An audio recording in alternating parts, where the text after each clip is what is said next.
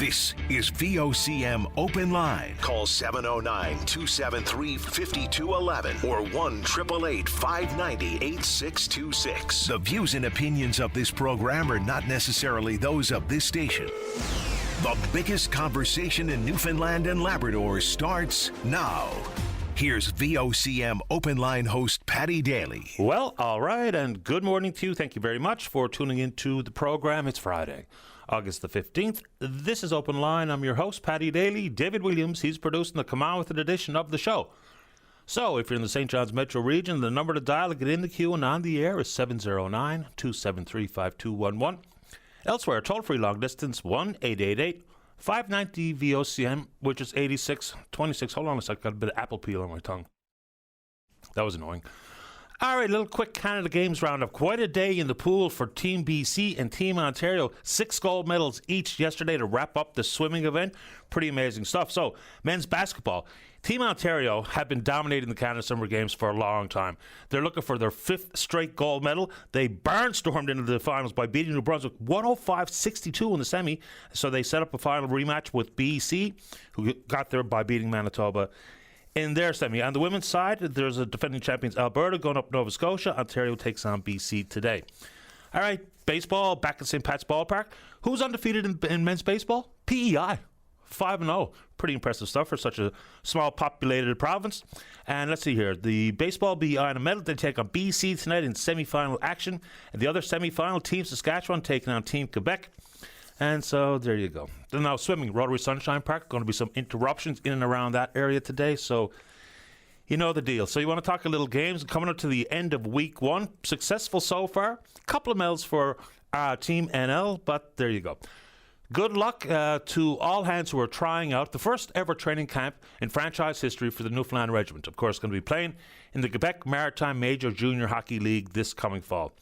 There's 62 players been invited to camp, including 8 players from this province, so good luck to them. And of course, they're doing it in Fredericton for the first part of the training camp because they didn't have facilities they could avail of here because of the obvious. Okay. Wildfire update at 10:15 this morning, and of course, we will carry it live. There's still plenty of confusion and questions being asked of me on a variety of fronts. Let's dig into a couple of them. Number one, and probably one of the most important, is exactly how decisions are made on the ground about how many firefighters will be fighting which fire at what time. Same thing about decisions made insofar as when aircraft, whether it be helicopters or water bombers, can do their job. The short answer is, I don't know. I really don't. I don't know the specific criteria that would allow a helicopter or a water bomber to fight one fire or another, whether it be wind or smoke, what have you. I don't really know exactly what the criteria is for moving firefighters on the ground in and out of one area or another. So I hear a lot of concerns about how come there's no firefighting happening here or there. I really don't know. You can only hope and think that decisions are based on real strict, understood criteria by the fire duty managers, the captains or chiefs, whoever that may be, on the ground or working on air resources. I get the concerns of people saying, how come I'm not getting this, how come I'm not getting that? I don't know. Number 2, is questions continue to pour into me about mini bikes and dirt bikes, the side-by-sides, ATVs, quads or trikes, whatever the case may be. And maybe we can get from elected officials, and I'm with you, it would be good to have actual firefighting officials as part of these press briefings.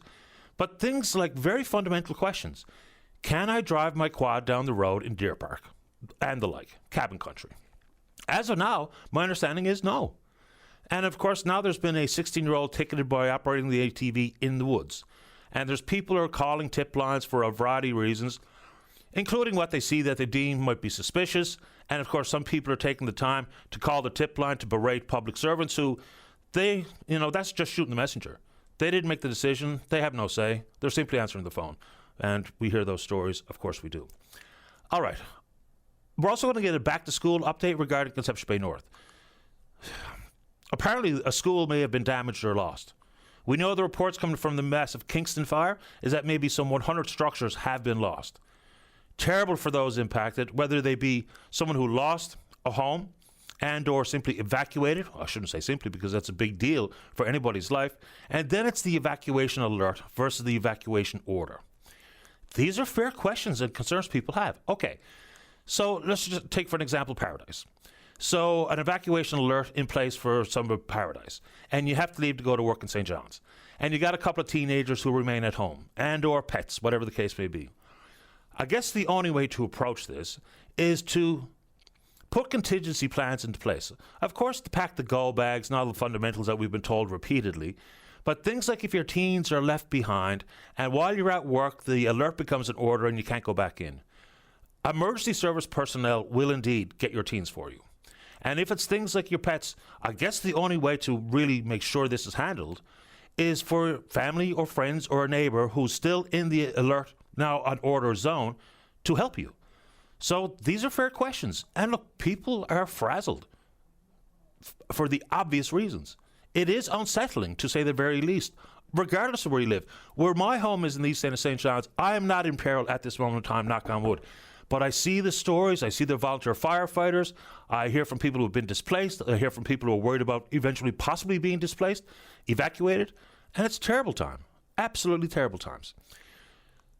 A couple of interesting things that people have pointed out. So it's not just having a backyard fire that's banned or a mug up along the river, whatever the case may be. Charcoal barbecues are apparently not allowed to be used either. But here's what's happening. So people are familiar with these propane-fueled backyard fire pits or tables. So I've had a couple of people send me emails saying, lo and behold, sitting in the backyard, and what do you know, coming around the corner or through the fence gate is the cops. Why? Because someone called and reported them having a fire. When in fact what they have is a propane fire. So I'm not going to tell you that you shouldn't turn it on, because you can do whatever you see fit and you're allowed to use them. But I guess it's important for people to know what they're actually reporting. And it does indeed chip away at trust amongst ourselves, and whether it be trust of government or business or whoever, when things that are completely innocent and pose no risk are being called in, and the cops and resources are being stretched thin regardless of what we're talking about. But for the police to show up to see that someone's using a propane fire pit or propane fire table, people are busy, and I know you're stressed out, but it's probably a good idea for us to know exactly what we see and whether or not it merits an actual report, so that the cops will be diverted from doing something else that they should be doing. But anyway, we'll see if we can't get a bit more information at 10:15. And any questions you think are important that you'd like to hear broached by the media when they get a chance to ask questions today, if you send them to me, I'll forward them along to the newsroom. I have no say over or no authority over telling anyone in the newsroom what to ask. But if you want to share them with me, I'll be happy to pass them along on your behalf.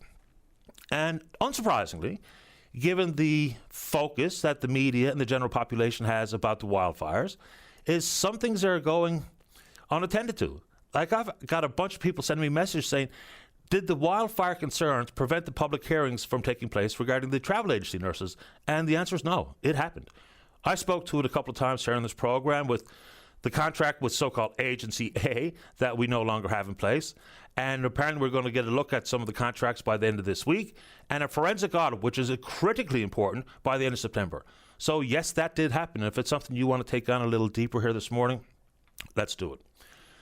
RNC, investigating a shooting in Rope Walk Lane around the Burger King. There's a 40-year-old man that they found who doesn't have apparently life-threatening injuries, but looks like he was shot. So anyone in and around Rope Walk Lane that has any information, whether it be dash cam or something that saw your eyeballs, and you want to bring that to the RNC, please do exactly that. All right, a couple of different topics.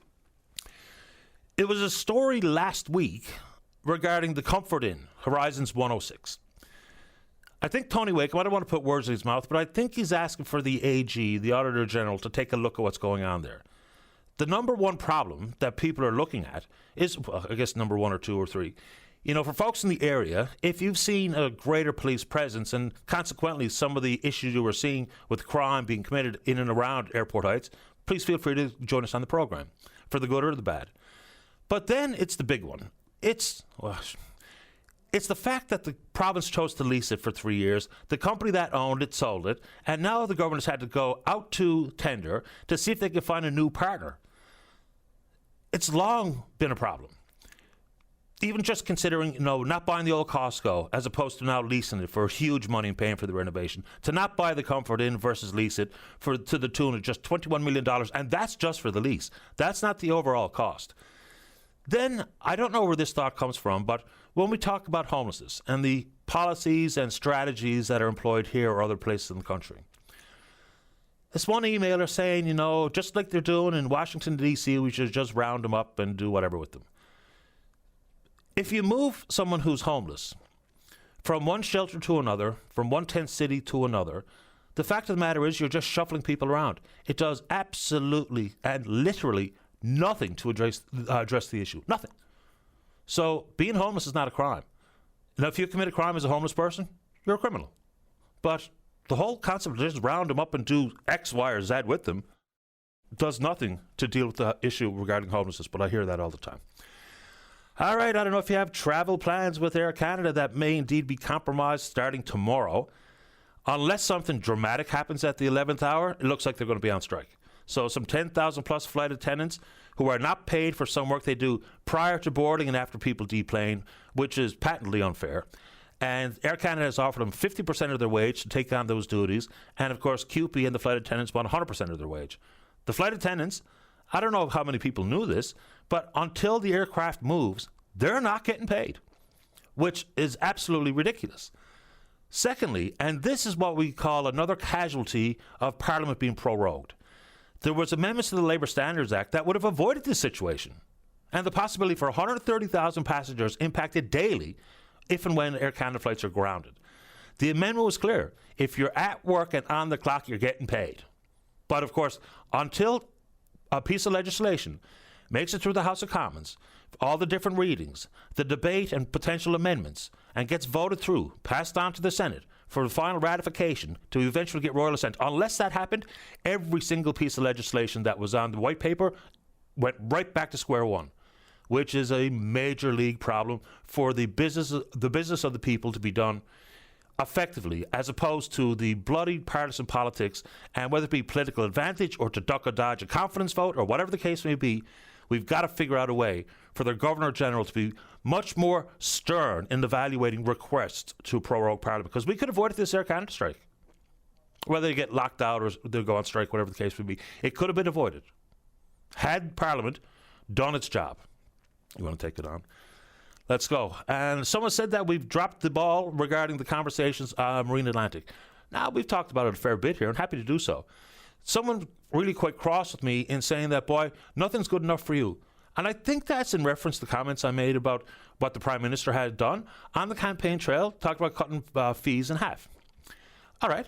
And then follows through, but only cut the fees in half for passenger traffic as opposed to commercial traffic, where you possibly, maybe, hopefully would have seen some decrease in costs, even though I think that's highly suspicious to think they'd, pass along any savings to us, the customer. But the comment I made that really has me in hot water with this person is that it might make an already tricky situation possibly worse. The reason I say it is because bookings this year are up 7,000 over last year. It's running at capacity, even though they sail sometimes without every single square inch of the bay being full. And that's what I mean with vehicles, trucks and or cars or vans or whatever. So if the bookings are way up, the problem is, even if you're going to save some money, which is a good thing, obviously, it doesn't make it any easier for anyone to get off the island and to get back in any sort of reasonable time frame. So the questions would be, can there be some consideration and conversation regarding priority bookings? There's already some in place, but for everyday Newfoundlanders and Labradorians who want to use Marine Atlantic to get to the other side and to get home, if you're booking passage to leave next Wednesday, but you can't get back for 14 days when you need to be back to work 5 days from then, it's a problem. How do you balance that with tourist traffic, which is really important? For many people, it's haymaking time when the tourists are in town, and whatever town or region of the province that might be. So we're happy to keep the Marine Atlantic conversation going. All right.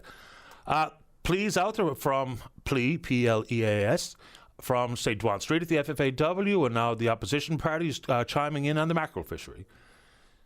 We haven't heard much in the way from DFO and or Minister Thompson about specific numbers as to why mackerel remains simply a bait fishery. I'm not a professional harvester, but the folks that I deal with, that email and send me pictures or what have you, unlike other species where you really do need to compile data, scientifically speaking, in conjunction with anecdotal evidence, because you can't see the fish, but mackerel you can. they're teeming at the surface of the water. And folks who are out on the water report that to me all the time. So I don't understand why the mackerel fishery remains in the state that it is, as simply a bait fishery. And yes, we can take on the MOU, we can take on whatever you want to talk about. All right, I'm going to give you a quote. See if you can tell me who said this, or wrote this, I guess, initially. It's all right while you're exploring. You get used to rotten meat, frozen fingers, lice and dirt. The hard times come when you get back. That's legendary Newfoundlander Captain Bob Bartlett, born 150 years ago today. When you see and read the stories of Bob Bartlett and Perry and others regarding their exploration, their adventures, truly remarkable times. So, of course, he skippered some of the most famous and dangerous and controversial exploratory expeditions to the Arctic. He traveled further north than almost any other person on the planet at the time.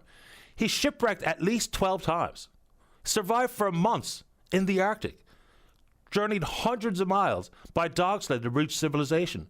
But despite all of that, every time Captain Bob Bartlett had a chance to go back to the Arctic, he did.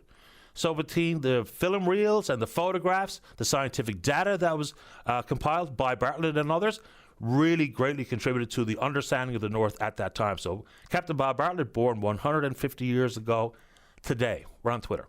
We're VOCM Open Line. Follow us there. Email address is openline@vocm.com. When we come back, let's have a great show. That means you're in the queue to talk about whatever's on your mind. Mike's going to kick it off, talking about heavy equipment and wildfires and the fines. Don't go away. Welcome back to the program. Let's begin this morning on the top of the board. Line number 1. Good morning, Mike. You're on the air. Hey, good morning, Paddy. Good morning, Paddy. Good morning. Paddy, first of all, I'm going to paint a little picture first, and then I live up Salmon Line, about 12 kilometres. I wasn't going to make this phone call because I was waiting for the powers to be to get back to me. But I live up Salmon Line, about 12 kilometres in, and so do a lot of other people live up here. There's a lot of liveers in Deer Park. But where we live to up here, because there hasn't been any forestry management, we are surrounded by old growth and timber and windfalls. It's a real tinderbox up here. To add to that, we've had no brush cutting on the roads, and we have a narrow road that comes in here. And if we had a fire up here, our first go-to place is the Holyrood Fire Department, which I'm sure are maxed out and tired right now. But and because the road is so narrow, and it wouldn't take long for a fire to skip across the road. But that's where we're to up here. And anyway, about 3 days ago, and to add, my partner's in the house with 2 totes packed and a knapsack packed, and she's been packed now for almost 4 weeks. So tensions are running kind of high. So about 3 or 4 days ago, I'm out in the yard and I hear heavy equipment going across the road. And I live basically across the road from all the old meadows and that there from the prison camp. So I said, who's over there? What are they doing? So I went over there, and I couldn't catch up with the tractors at the time. But they're over there, 2 or 3 pieces of heavy equipment, and they were cutting hay. Now, these fields, I want to tell you, these fields are these are strips of fields. These are not one big, huge meadow. These are very narrow fields, 150, 200 feet wide, and then they're long. They might be 700 or 800 feet, but they're narrow, and they're nestled in amongst this dry timber. So I made a few phone calls up there, and I said, who's cutting hay up here? So anyway, I found out who it was, and I won't mention no names. And I found that gentleman's number. And now this is why we got a fire in Paddy's Pond, Western Bay, Martin Lake. Everything has been shut down, equipment, ATVs. So I called this gentleman, and I tried to stay pretty cool, even though I was fairly upset. I said, do you think this is really a good idea to be cutting hay? I said, one of your rakers hits a rock, you got your exhaust from the diesel engines, and just I went on with a list of stuff, so I'll just get to it.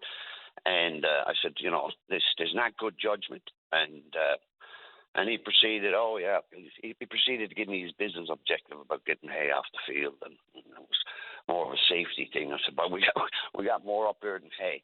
I having heavy equipment in. And so that conversation pretty much never went nowhere, and it was a lengthy conversation followed up by a number of other phone calls. So I proceeded then. I said, well, I must go over now and just see what they're at there. So I found the boys and that over. And there was one tractor there, there was oil leaking out of it, wires hanging off of it. It was a really old tractor. And what I could see, what they were prepared, if they ignited a fire, was probably the smallest fire extinguisher you could find in Canadian Tire. And they had insult to injury. It was tuck taped onto the frame of the tractor. So I had my words with them gentlemen, and they had assured me they'd be off the field in half an hour and give it up. Well, that's not what happened. They stayed there till 9 o'clock and they went back again the next day. So me and the person have had a couple of lengthy phone calls about this. I asked them to email me what division, what governing body allowed him to be up there where we're in these extreme conditions across the island. And he assured me he would.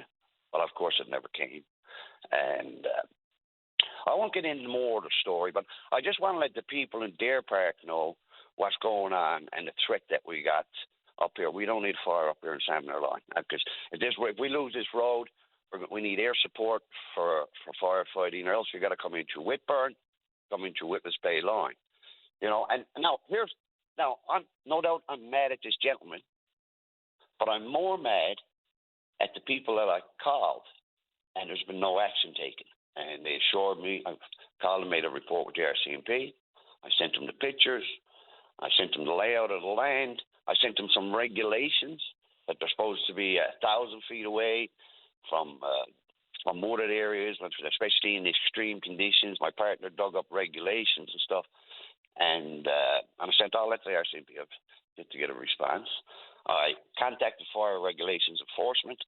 They assured me that someone would have been up yesterday. I never got a call back. I never heard back from them first nor last. I contacted Dave Hamlin, the Minister's Assistant of Forestry, Fishery and Agricultural.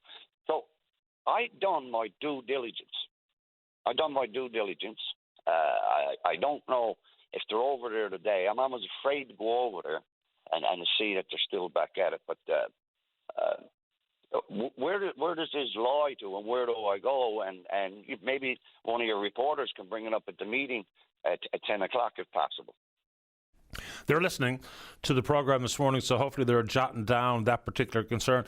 And again, I have no authority or any say in the newsroom, period.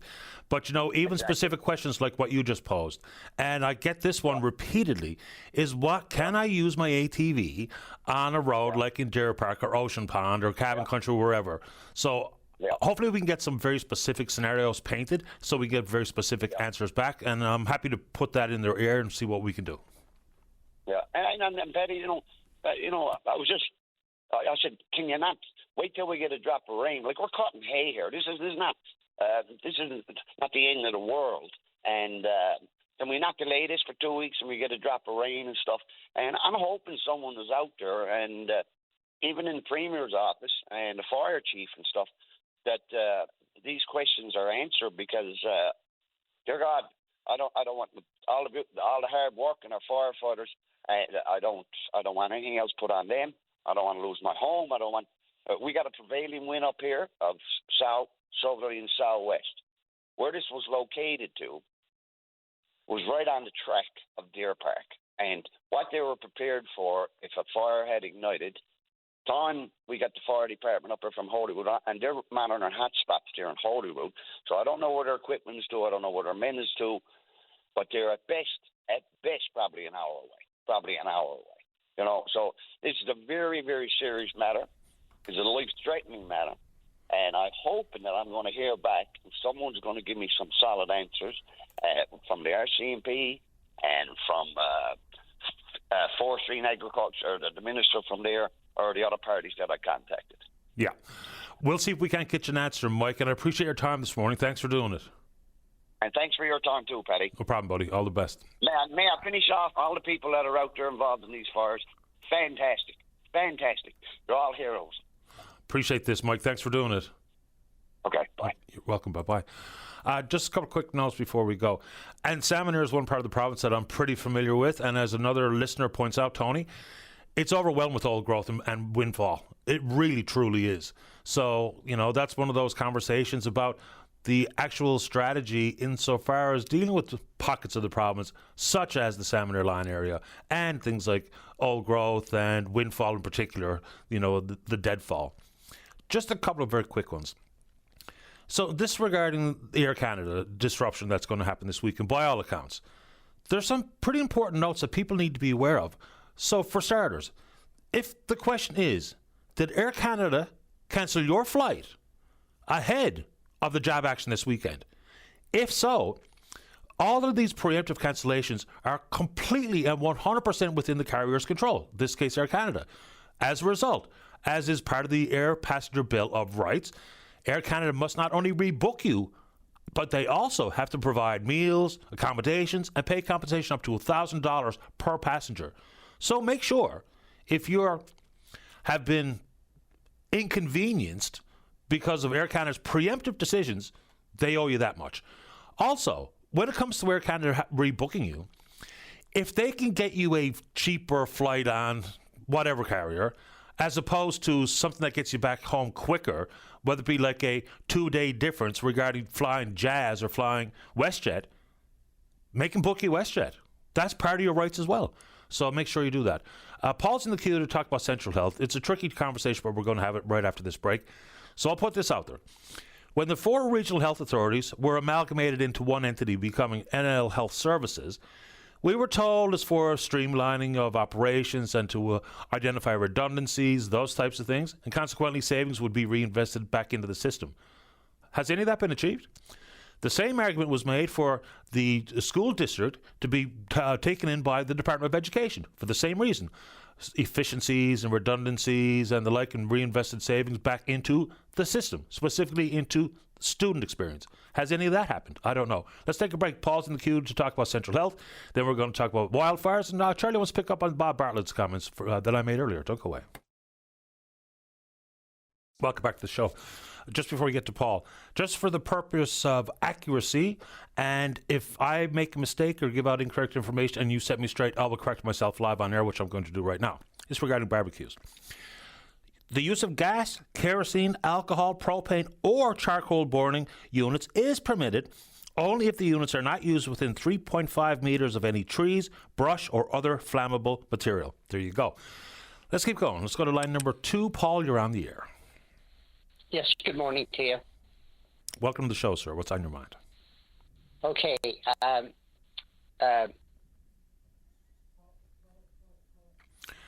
Oh, do we have a bad phone line there, Dave? Is that what we're dealing with? Okay, let's go to line number 3. Charlie, you're on the air. Oh, you caught me off guard then. one second, Patty, please.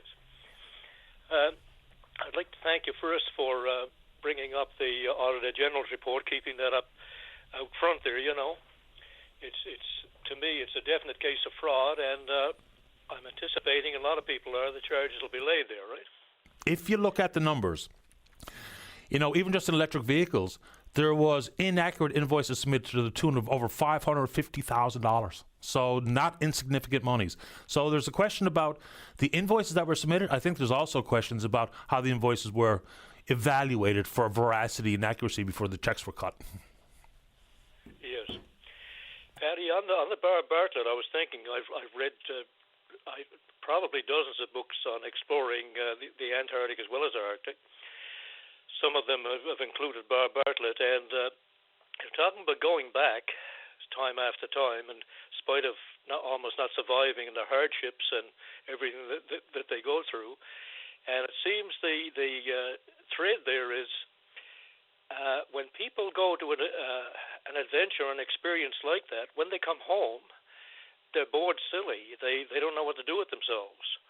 And the feeling of being alive that they had, because it's a survival mode very often, it's almost like re-signing for going back to Afghanistan for 2 terms after. I don't know if you want to comment there, but that's psychologically they're hooked, Well, I think that's probably the same sentiment associated with a variety of different adventurers or explorers or athletes or whatever the case may be. It's in the blood.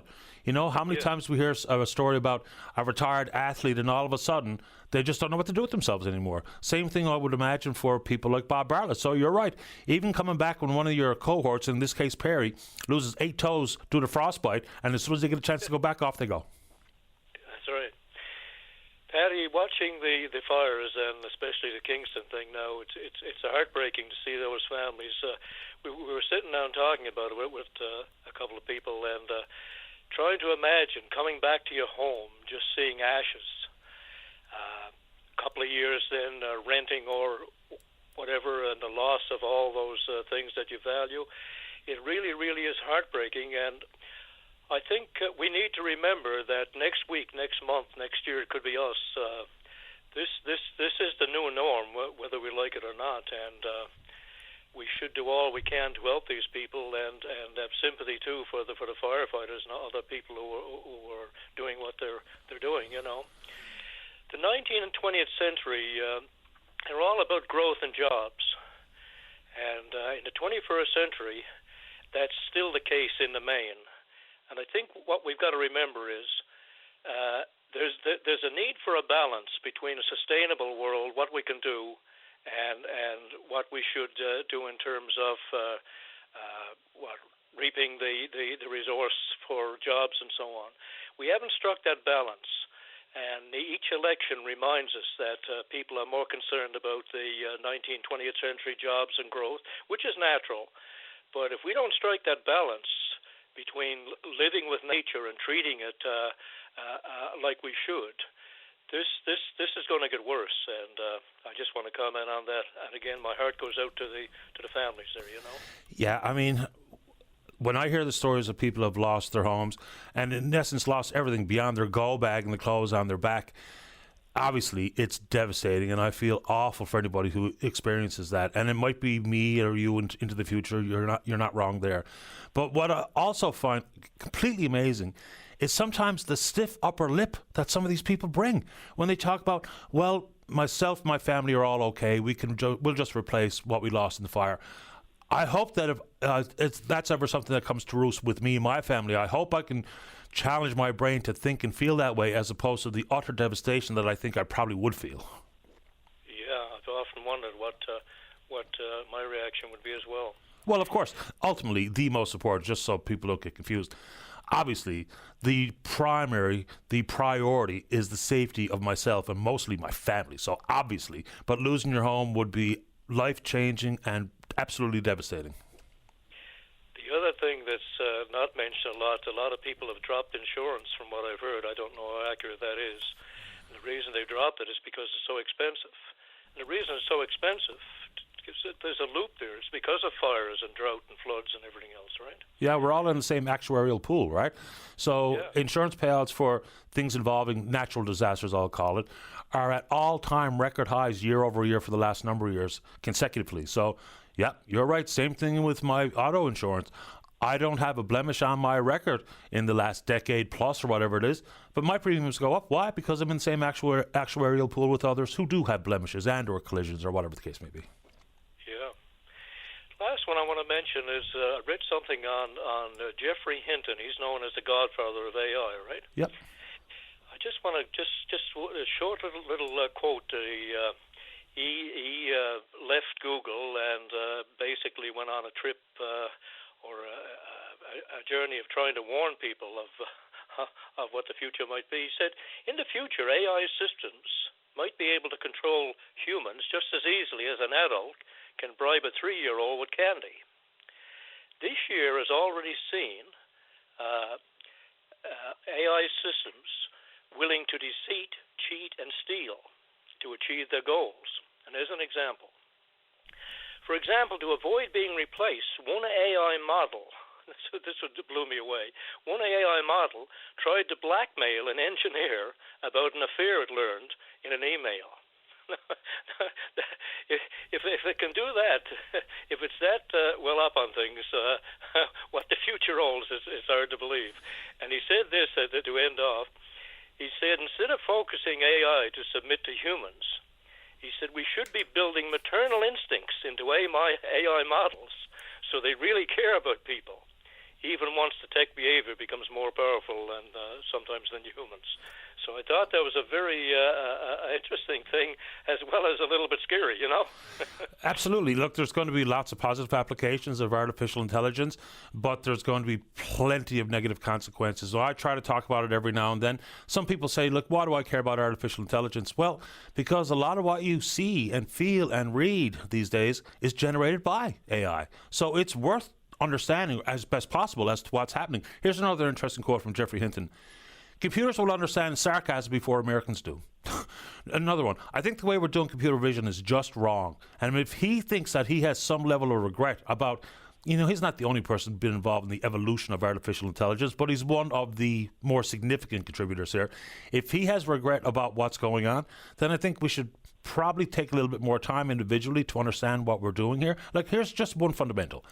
So banks are trying to be very helpful to their customers, I will say, in things like you take a picture of a check and you send it to the email address and all of a sudden it gets deposited. You don't have to go to the bank any longer. Then you can have a voice queue allow you to transfer monies in and out of a bank account. Artificial intelligence can use your voice against you. I mean, so, things like banks and governments, please do indeed understand the risks and don't even allow people to do it. The bank is a regulated industry. They should not be allowed to have customers just call with a voice memo and transfer monies out because AI might do it on your behalf and scam your money. So some of the protections just need to be in place. I hate to say protect us from ourselves, but in some case we might need it. It's a new world coming there. I got a question for you now as a dog owner. Have you tried your dog with veggie burgers? No, but try him with. He does eat vegetables. Okay, that's interesting. Yeah. No, I was looking at some report that they had a ranking of what we can do as humans in helping with cut down our carbon footprints, and they were talking about recycling, which they were very, very low on the list. Anyway, they got to talking about eating meat as a species and talking about owning dogs and so on. And that's one of the things came up was not only should people go to more vegetarian stuff, but dogs and pets as well. Anyway, yeah. Leave you with that. One cautionary note on what you feed your dog. This from Dave Williams, because I don't pretend to be all that knowledgeable because I'm pretty new back at the dog business. Is veggie burgers or otherwise, you have to be pretty painfully aware of the sodium content when you're trying to feed something to your dog. Dexter likes peas and carrots. He loves a bit of banana. Loves a bit of Honeycrisp apple. Yeah. Now I didn't know that dogs would eat vegetarian stuff. That's pretty neat. Okay, Patty, thank you. Frozen peas, he goes at it like a madman. Yeah, okay. You'll have to start growing them for him now, right? Yeah, maybe so. Thanks, Charlie. Okay, thank you. All the best. Bye-bye. All right, let's get a break on time. Paul, hopefully we have a clear line to speak with Paul Shea right after this. Don't go away. Welcome back to the show. Let's go to line number 5. Good morning, Paul. You're on the air. Hi, Patty. Can you hear me? Because apparently I'm having a bit of problem with my phone. I can hear you loud and clear right now, Paul. Welcome to the show. Okay, thank you. So I want to make it quite clear that these comments I'm going to make has no reflection on the working people of Central Health, the ones that send out the letters and the one because they're doing their job on time and kind of thing, right? So this comment is not directed to them. So here's a little bit of the backstory. In December, my wife, for almost 50 years, lost her battle with cancer. I'm sorry to hear that. Yes, thank you. And so it's been difficult. There's no doubt about that. So about 2 weeks ago, I went to the mailbox to check, of course, the mail, and there was a letter there addressed to my wife. And I opened the letter, and this was a letter from Central Health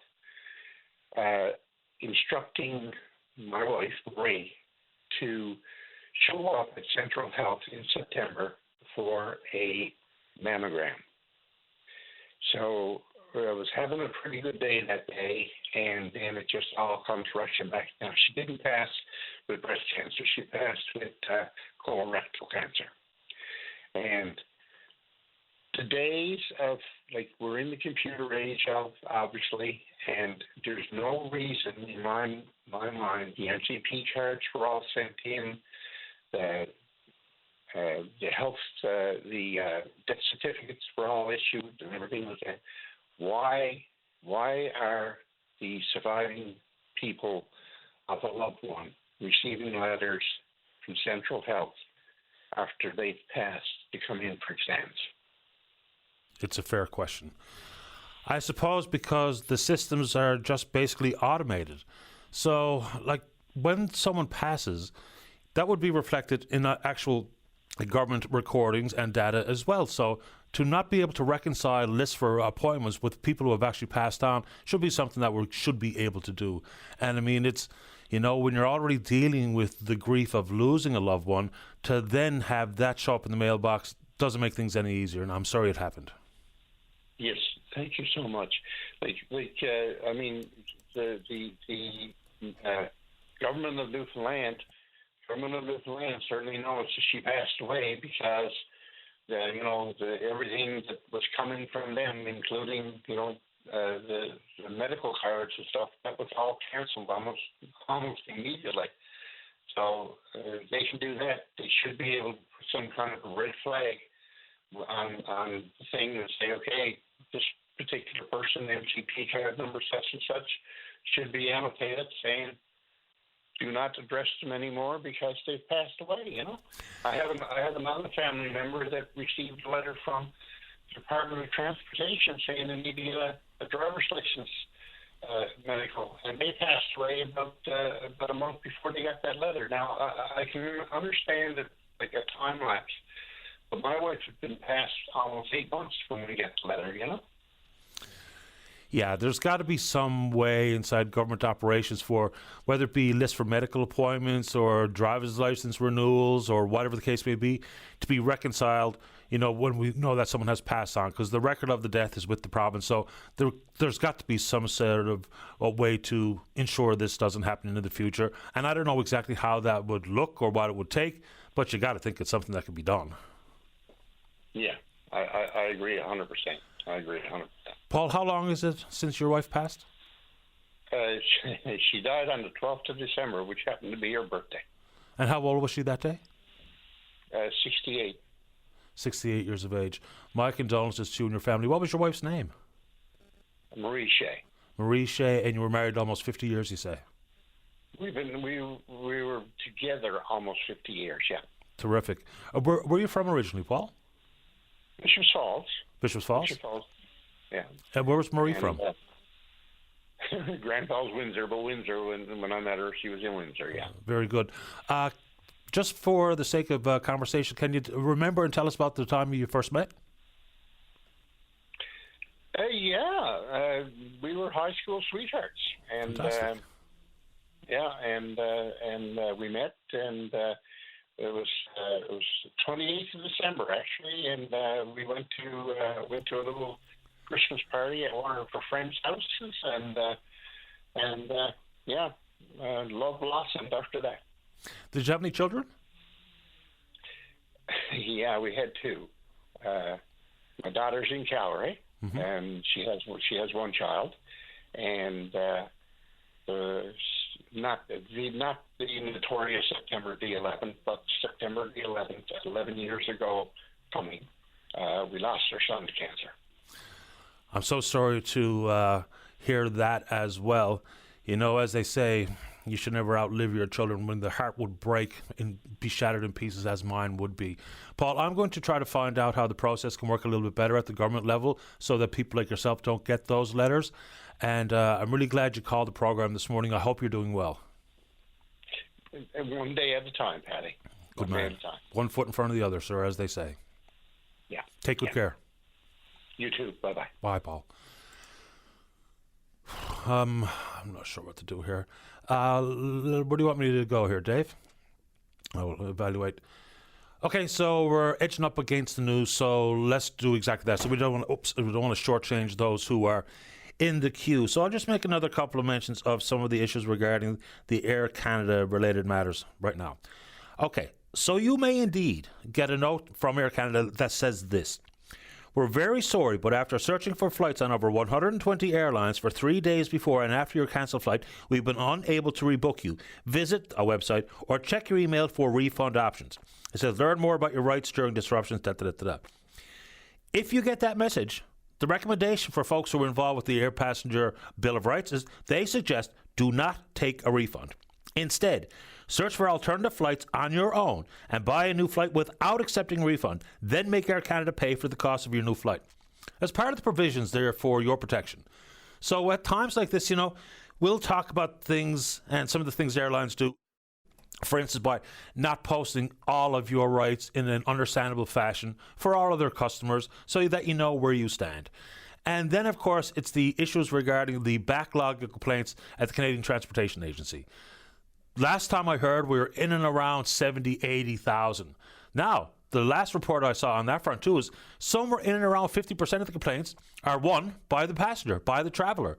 So, again, the issue regarding refunds, and this happens all the time, the airline, it doesn't matter which one we're talking about, they will offer you a refund, but the refund would be pennies on the dollar. It might be frustrating and time-consuming to put forward a formal complaint to the regulator, but it might be worth your while. I mean, if you can recoup $1,200 versus $200, then waiting it out, even though it's frustrating, and even though people would like to have money in their pocket today, there might be a victory available for a full refund. Let's check in on the Twitter box before we get to the news. We're VOCM Open Line. You know what to do. You can follow us there. Email address is openline@vocm.com. Let's go ahead and take a break for the news. When we come back, we're going to take a couple of calls. Then we're going to take a break for the press conference coming up at 10:15, and then plenty of show left for you. Don't go away. Welcome back. Just a programming update. We're going to take a break at 10:10 this morning. Then after the break, we're just going to roll a buffer into the press conference that we're going to cover live here on VOCM, and then we're back to your calls. Let's go to line number 3 and say good morning to the Mayor of Bay de Verde. That's Gerald Murphy. Mayor Murphy, you're on the air. Good morning, sir. How are you this morning? Not too bad at all, sir. How about you? Good. Just for sake of correction, it is Gerard. Oh, it's Gerard. My apologies, sir. Welcome to the show. Thank you. I feel obligated this morning to speak regarding the wildfire that's on the North Shore. Mm-hmm. It has been referred to as the Kingston Fire, but of course this wildfire now has spread throughout 9 communities. It has devastated 9 communities coming down the North Shore. And this morning I am calling on the Premier, Minister Crocker, our local MHA, Minister Haggie. It is time to deploy whatever aerial assets that are available to stop the progress of this wildfire. The volunteers on the ground are exhausted physically and mentally. They have done an awesome job, all of these volunteer fire departments. We have all of these people displaced, the anguish and stress that they're going through. But in the end, the fire must be stopped. I realize there are fires all over the province. However, with this particular wildfire, people's homes are being destroyed. And I use the word home. I'm not using the word house. People have lost their homes, which of course is a treasury of memories. And many of these people will be left to try and pick up the pieces after all this is over, whenever it is over. Yeah, I mean, I can only imagine, and my heart goes out to everyone impacted throughout all 9 communities. And I take your point about the fire just being called the Kingston Fire, and I guess that's just how people put a label too. But I'm glad you pointed out the fact that there are 9 communities that are devastated here. The fire is enormous, and we'll see what the update brings this morning, whether it be for fire suppression services and or any update on the status of the fire. And I can't stress enough, this is a critical time. I realize logistics on the ground. I realize incident command, they're making decisions and so on. However, the time has come to bring this to an end. Those people have suffered enough. I have spent 30 years of my professional career in that area, and I can only imagine the devastation that has occurred. The same here, sir. And so we don't take the question and answer period at the press conferences, but as usual, I will pass this along, the specific questions that you're hoping to see addressed in the press conference, to our newsroom this morning for you. I thank you for your time. And I appreciate yours. You're always welcome, sir. Thank you. Take care. Bye-bye. As Bye-bye. Beta Verd Mayor Gerard Murphy. Let's see here. So we're going to try to take things right on time here this morning. We will take a break, but when we come back, we're going to play the press conference, all of the comments coming from those who are present at the press conference, and then we're coming back to take your calls. The topic, entirely up to you. Don't go away. And thanks for being here again today. Minister Dempster and Minister Haggie should be online with us and joining us virtually, and continue to thank both of them for their leadership and great work leading the departments that are doing tremendous work during this emergency situation. Also today, as we discussed yesterday, Minister Davis, Minister of Education and Early Childhood Development, and we also welcome back Chief Superintendent Pamela Robinson, RCMP B Division. As well, we have our Director of Wildfire Management, Craig Cody, who will provide some more information today. I know there have been a lot of questions about from the media and from residents throughout the province about how decisions are made in terms of air assets and firefighting allocations and firefighters, how those decisions are made. Of course, he can provide some detailed information about that, but also, as I will say today a little bit later, that keep in mind that things do change very quickly, and decisions that are made maybe this morning are not what we actually or what they end up doing throughout the day. So weather conditions change, fire behavior changes, and Craig can certainly provide some more detail about that this morning. People in Conception Bay North area are starting to receive word from their municipalities and the RCMP about structure losses, specific structure losses that are impacting their communities. So to those who have received that terrible, unfortunate news, who have lost their homes, our thoughts are with you all. And of course, those individuals who are still waiting word, we continue to think about you as well in this very difficult time. We do have a lot of ground to cover this morning, so I'll move right into the fires. The Kingston fire this morning is now 9,127 hectares. The forecast is calling for cooler temperatures today, lower winds, and a chance of showers between 2 and 10 millimeters. Winds are expected to shift toward the south today, and if that happens, the fire strategy, as I noted, will shift as well. A shift in the wind toward the south will turn the fire and smoke away from the northern flank, which could potentially allow crews on the northern edge to help with further structure protection. The Incident Command Center has now moved to Salmon Cove, and they'll work there with the firefighters on the ground to work on a plan for structure protection in that part of the fire. On the ground in Kingston, there are 80 Canadian Armed Forces firefighters, 20 Ontario firefighters, and some Newfoundland and Labrador firefighters as well. The plan for air today in the Kingston fire, and again, that can change based on weather, smoke, and fire conditions, is to have the heavy capacity helicopter in the air, as well as 6 water bombers who will work a series of steady missions. Now, as I said, of course, weather conditions dictate what we can do, and this is the first day we've had low ceilings. There's low ceiling right now, so as of this moment, the air assets are unable to get to the Kingston fire, and they can't fly, but we will continue to monitor that throughout the day, and hopefully that'll lift and the air assets can get to that fire. There are, though, crews on the northern flank working on structure protection and putting out hotspots as well. As I said, work is continuing with the RCMP and the towns on structure loss and doing assessments when it's safe to do so. Yesterday, there was an evacuation alert issued for the unincorporated area of Jobs Cove, and residents are asked, of course, to be ready to evacuate on short notice. Myself and the Deputy Minister yesterday evening around 5:30, 6 o'clock, were able to take a Canadian Coast Guard helicopter to try and see some of the Kingston fire and some of the area that has been affected. I can just tell you that it is obviously a very large area. It was difficult. The pilot was unable to get to certain parts of the fire. We couldn't do the whole perimeter because of the extreme smoke, and it is very thick smoke. I mean, you cannot see your hand in front of your face if you were in that smoke. What I can say is that there are areas that are just completely burned and black, so it is understandable that you can't determine if structures are in there and lost or not. But I will say that there are, the good news is there are numerous and a number of structures that are still standing and still safe. And as I said earlier, I think this week when I visited Adams Cove after the May fire, it was unbelievable to see the fire move throughout the community and throughout the houses, and some were lost and some weren't.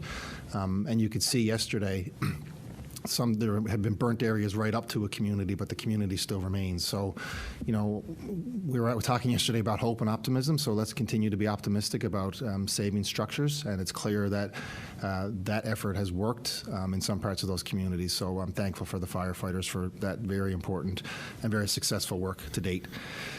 There's no change in size of the Paddy's Pond fire. It's still approximately 306 hectares. Continues to be a lot of smoke and hot spots as well.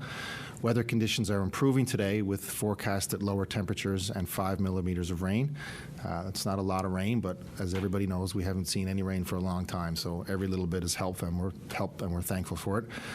Helicopters are continuing bucketing this morning, and fire guard construction is going well, and some areas have been completed, with work continuing today with help from our Canadian Armed Forces.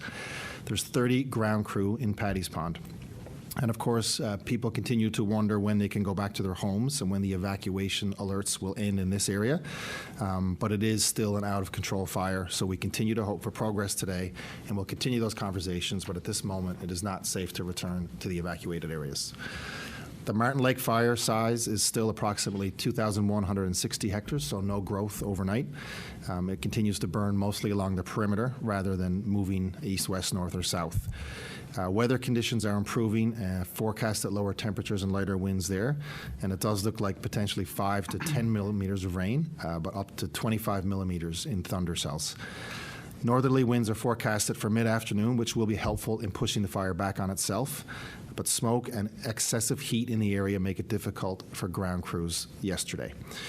Cabins in the area were sprayed down, and we continue to assess the impact on the Rushy Pond cabins. There's 4 helicopters, a bird dog, and 2 215s planning to work on the fire today with 30 ground crew, and Route 360 remains closed until further notice and will continue to be monitored. Just a fine update, there was an illegal fire in Gander Bay yesterday, so another fine has been issued for $50,000. We have 40 more firefighters on the way from British Columbia, and British Columbia will also be sending 10 support staff to help in incident management. So now I'll turn it over to Craig for his... Thank you, Premier. As the Premier Ministers have pointed out many times over the course of this crisis, they rely on the very experienced fire behavior specialists and operations experts on our incident management teams to make the best decisions possible when fighting these wildfires. The incident management team follows a single overriding principle: above all else, protect life and the safety of people. This includes not only the people of the province, but the lives of our ground crews, our pilots that are doing these very dangerous jobs. After securing life and safety, the next priority is on protecting property and infrastructure. So the first question we have to ask ourselves when planning our operations each day, are we putting our first responders or our citizens at undue risk? This can mean a direct risk from fire or smoke, or from related events like a rapid unplanned evacuation. I would like to talk about where and how water bombers or bucketing aircraft can be effective. There are 2 things that our air attack officers and our operations chiefs consider when working on a fire, and those 2 things are safety and effectiveness. Number 1, can it be done safely? Our water bomber pilots rely on visual references to fly. They need to be able to see each other and the terrain at all times. Over the years, there are times when we have had nearly a dozen aircraft on a single fire, often with a mixture of both fixed wing, so water bombers, and rotary aircraft, helicopters. And these are all operating in a relatively small airspace. The safe management of that airspace is crucial and complex. If the smoke is too heavy or the clouds are too low in an area, the air attack officer, the operations section chief, or the pilots themselves will make the call with respect to the aircraft and flight safety, often having to move to another area of the fire where they can work safely. The second consideration is effectiveness. You may have heard references in the media to the ranking system used for fires. ranks 1 to 4 can effectively be fought using aerial suppression. However, at rank 5 and rank 6, fires no longer respond to aerial suppression. Control is extremely difficult, and direct attack is rarely possible given the intensity levels.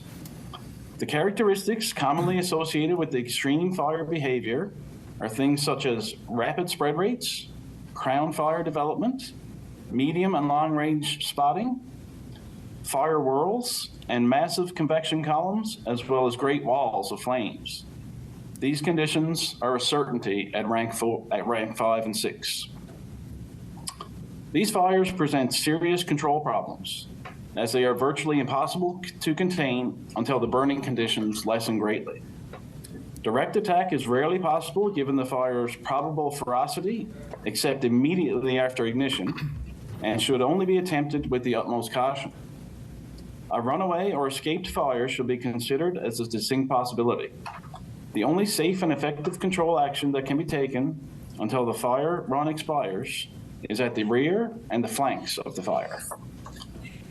The extreme fire weather conditions we all experienced this past week or so allowed the Conception Bay North fire to reach rank 5 and 6 multiple times.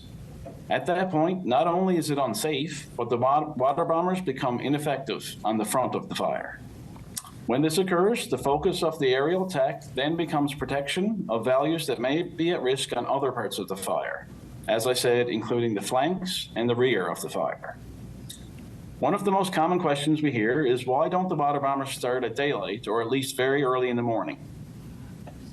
Several factors had to be taken into consideration when scheduling water bombers. These include pilot duty time, anticipated fire behavior, and maintaining of initial attack capabilities for unexpected fire occurrences and fire behavior in the day. Each day, a plan is formulated to maximize the coverage and time on the fire while taking into account pilot fatigue and safety. Even with the best plans, we have to be flexible as weather conditions and fire behavior change, sometimes from minute to minute. Decisions have to be made quickly, calmly, and rationally. They must be grounded in science and based on the fire conditions at the time.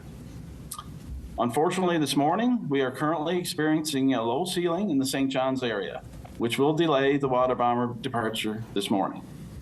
The reason we start them later in the morning is to maximize the amount of suppression we can do during the active burn period in the afternoon and evening. Each water bomber crew can fly 2 separate 4-hour missions, so a total of 8 hours of duty time each day. These duty hours are incredibly valuable and must be used strategically as possible. Of course, with increased numbers of available water bombers, such as additional assets from our friends in Quebec and Ontario, we can extend that coverage period. Again, keep in mind that we must strive to ensure that we maintain aerial suppression capabilities throughout the afternoon and into the evening, which is what we refer to as the peak burn period.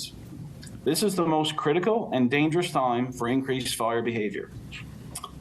There's a huge amount of detail that goes into planning these operations that I won't get into here, but I hope that this helps people understand how we use the finite resources that we have and know that we are fighting with everything we have every day to make sure no one loses their life and that we can save as many homes as possible in this extreme fire season. Welcome back. Just a point of clarification. So the feed that we were receiving regarding the press conference that was being held by the province, it was buffering to the point where we just couldn't get it back, apparently. So that's why we chose to just go to the break and come back. Now, any information that we missed here, certainly the good folks in the newsroom will put it all together for us. So we apologize for the technical difficulties, but that was as much on their end as it was on our end. We just had a lot of dead air. We couldn't get it back, so that's what happened there. Let's go to line number 2 and say good morning to one of the candidates running in Ward 2 here in the city of St. John's in the upcoming municipal election. That's Brenda Haley. Good morning, Brenda. You're on the air. Hi, Patty. It's Brenda Haley, actually, just for clarification. I actually know better. That's Sorry. Okay. Yep. No, that's okay. Thanks for taking my call. Patty, how devastating what we, for the province, the fear and anxiety for folks out at 9 communities in the North Shore. Many friends of mine live out there. I also have family that have structures out there, houses, homes.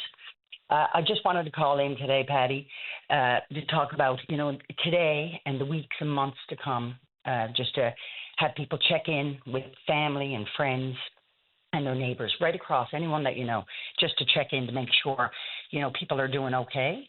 And I especially want to talk about youth, Patty. I have 3, young kids, and even as we packed our bags earlier the week, just in case bag to pack, they were nervous and they had a lot of questions. So just sort of to remind folks that there are ways to talk about kids. Otherwise, they fill in the blanks if we don't explain to younger kids what's happening.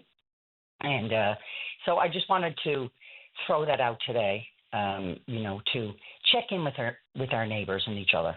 Yeah, absolutely. It's devastating. Sure. And, that's a tricky one about speaking with your kids about these types of affairs. I suppose it's probably a good idea for us to have Janine Hubbard back on the program, because there's some school of thought that says you want to protect or shield your child from any potentially hard to understand or decipher news like the wildfires that are plaguing so many parts of the province. But I don't think we're really necessarily doing our children a good service by doing that. You can't bubble wrap them forever. And the way to understand, to be compassionate and empathetic and have an understanding of what's happening in the world is probably very beneficial. It's all in the message. You don't have to go to them and scare the bejesus out of them by, talk about all the homes that are lost, what have you. Just what's going on and what we all have to think about into the future regarding these things. Just have a real conversation, because if you don't, they'll get it somewhere else. And it's better coming from mom or dad than it is from wherever else. Absolutely. I had those conversations with my 3 children earlier this week. We did pack our bags because that was the advisory. But, we had a calm discussion to say, this is just in case. We're probably likely very fine. And then, those kids worried about people that they knew in the communities of, the devastation out around, Small Point and Broad Cove and places like that. Kids do fill in the blanks, Patty, and so I think that we can be very cognizant to give them just the basics and have conversations. And, there are places that can help kids, like the Kids Helpline and Janeway and Bridge the Gap. And so they can help adults as well have the conversations with children, Patty, the other thing I wanted to mention, which is a little different, the first responder helpline, which is 709-237-4180, and you've probably thrown that number out this morning many times. But that first responders line is run by first responders, so it's a peer support opportunity. So that's really powerful, because these are folks that have been out and fought fires over the years and, risked their lives to keep us safe. So for the first responders who, are really probably struggling and exhausted and worried themselves, that's a number that they can call and get support with their peers. I think that's really powerful. It's sort of a newer program. So those are the things that I wanted to mention. I've actually taken a break from active campaigning in the last few days to just check in with my neighbors, people I know that live out there, and any other ways that I can help. I appreciate this and the time this morning. Thank you, Brenda. Thanks, Patty. You're welcome. Take care. Have a great day. You too. Bye-bye. Bye-bye. Yeah, inevitably, I'll get emails that say something along these lines. Is that at a certain age, children need to be protected from all the ills and evils of the world. I get that. But the fact of the matter is, the information that you might have a conversation with your children about is already in the palm of their hand. I mean, they'll hear it on the radio, they'll see it on TV, they'll hear it from their buddies, they'll eavesdrop parents talking amongst themselves, that kind of stuff. So you do what you see fit. I mean, there's no handbook or rule book or textbook about how to parent and how to talk to your own children. You know your child better than anybody else. But they will get the information anywhere else. And I think that goes for everything. The birds and the bees. I mean, if we don't talk to our kids about it, they'll hear about it from their buddies who don't know what they're talking about down by the Rocket Rennies River. Same thing with drugs and alcohol and other potential plagues they could fall prey to. I mean, if we don't talk about it with them, they'll get it somewhere else. Where from their buddies down by the Rocket Rennies River, and they don't know what they're talking about. Let's keep rolling here, and let's go to line number 3. Morning, Peter. You're on the air. Yes, good morning. Good morning to you. I'd just like to say, Paddy, thank you to all the firefighters and anybody in this disaster who's helped them in any way, if it's displaced people or whatever, there's a lot of hard work, in my opinion, and there's a lot of stress, whether you're at fire department or you're at your home, or if you're a government that's trying to make this better for the people. But I guess when it gets right down to it, we have to work under the direction of the fire chiefs and do the best they possibly can. And so far, listen to the news and news conference, things like that, they're fighting a big battle. It's a total disaster. It's almost like Fort McMurray all over again. And so, anyway, my hat comes off to him. Thank you. And like I said, the stress goes with this, and that's mentally hurting, lots of cases.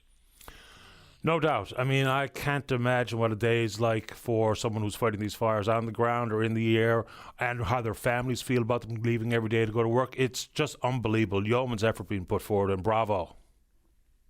Yeah, well, when I hit home, I had 4 grandchildren in Paradise, and kids get pretty upset too. So, anyway, I just wanted to mention that, and thanks again, and I really mean it, and keep up the good work, and hopefully we'll win this pretty soon.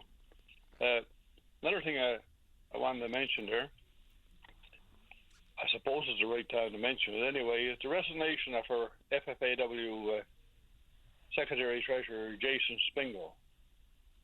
The silence, is deafening.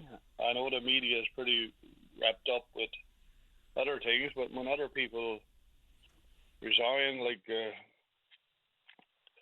Greg Pretty or Keith Sullivan or any of those, it was all over the media for days, weeks on end, But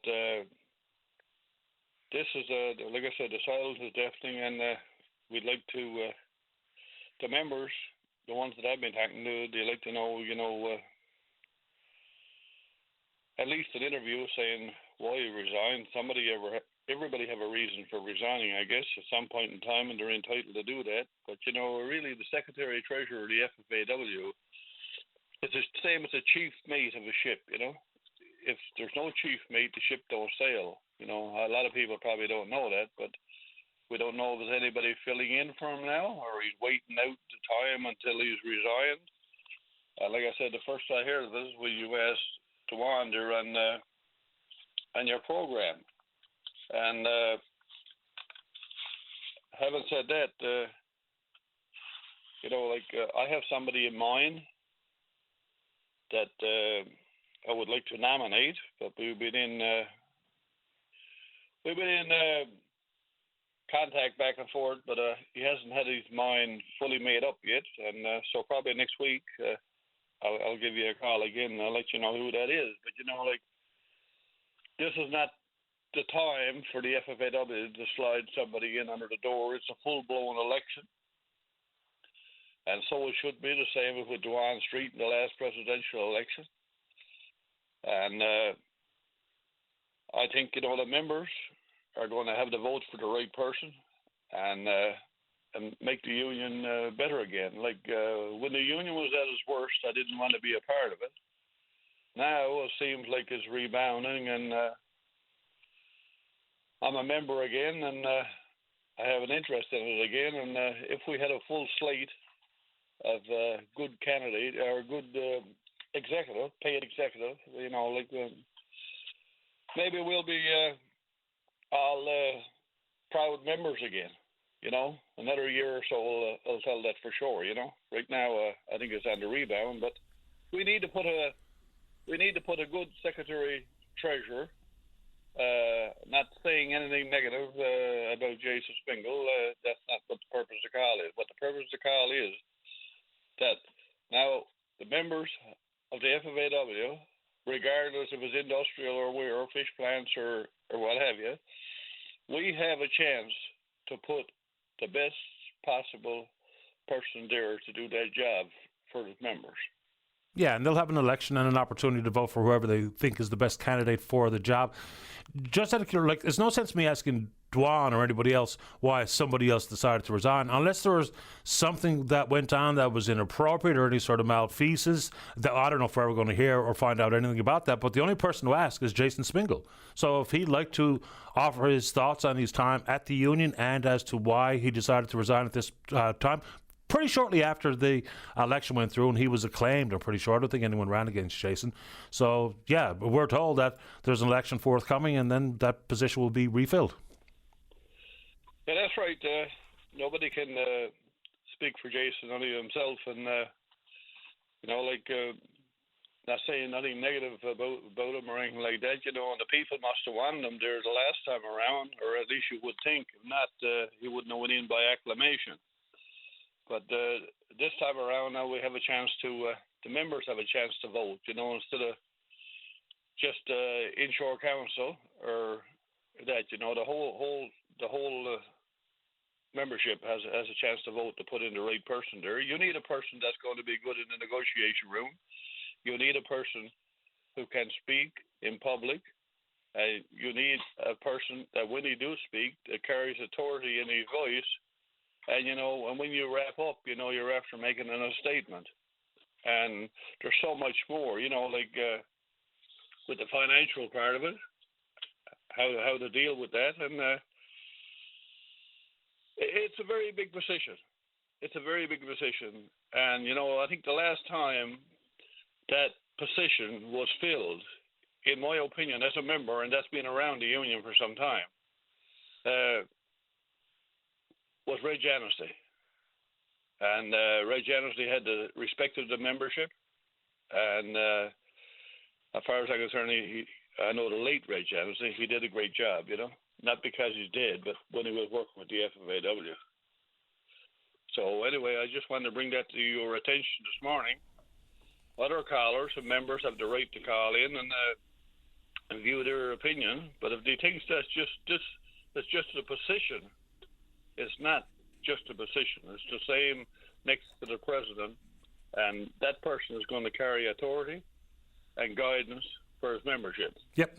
And thanks for taking me time, Paddy. And VOCM has done a really good job of covering the disastrous fires across Newfoundland and Labrador. And the smoke here this morning now in Central, the air quality is not withstanding by no, it's not enough to kill you by no means, but and we did have a good shower of rain there that time that lasted for about probably 15 minutes, and that was welcome news. And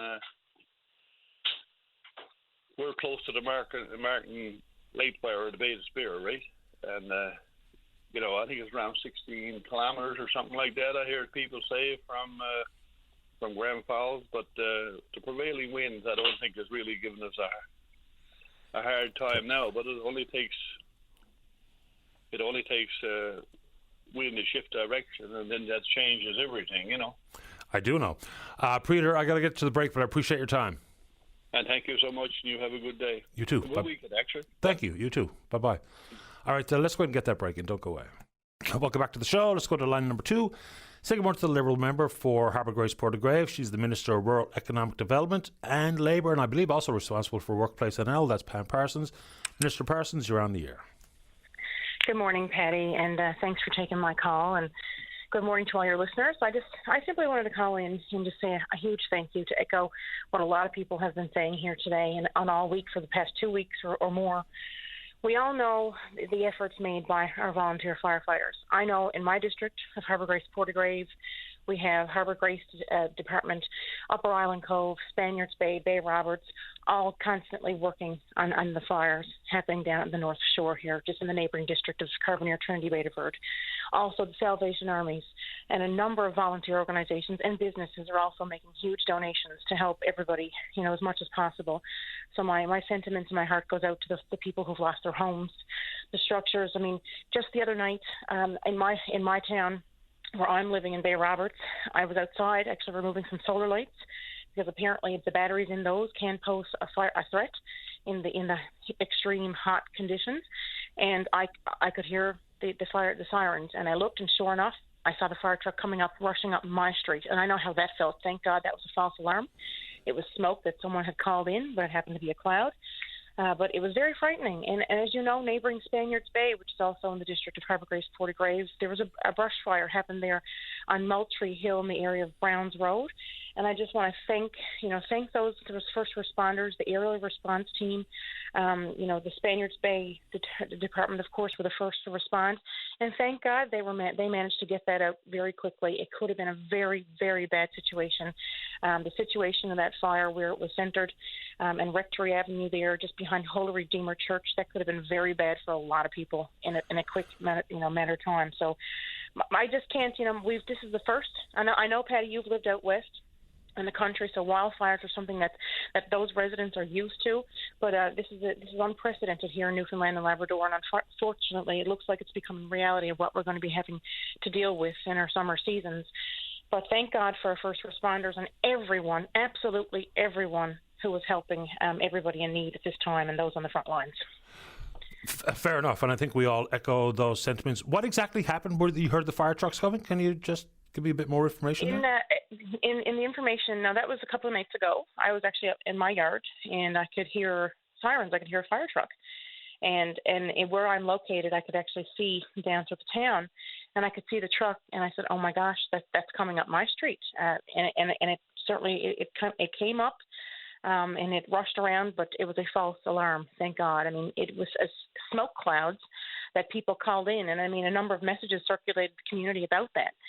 But it happened to be a false alarm. But it just goes to show, I mean, how nerve-wracking this is. No one is safe. I mean, this is happening on all ends. We know Holyrood just went through. I have a lot of family. My parents live in Holyrood, so I mean, we've been dealing with that and how that feels for those residents there. CBS. We know what's happening in Paddy's Pond. I mean, just nobody's safe. What I mean is that no one is exempt from this. We all have to be on guard. But it's a feeling like no other, like we felt before. But I can't say enough for those people. I spoke with a fire chief actually yesterday from one of my detachments, and he said, he was pretty emotional. He said, every time we go on that call, he said, ultimately we're willing to die, and they are. I mean, they are the most courageous volunteers in the world. I've said that.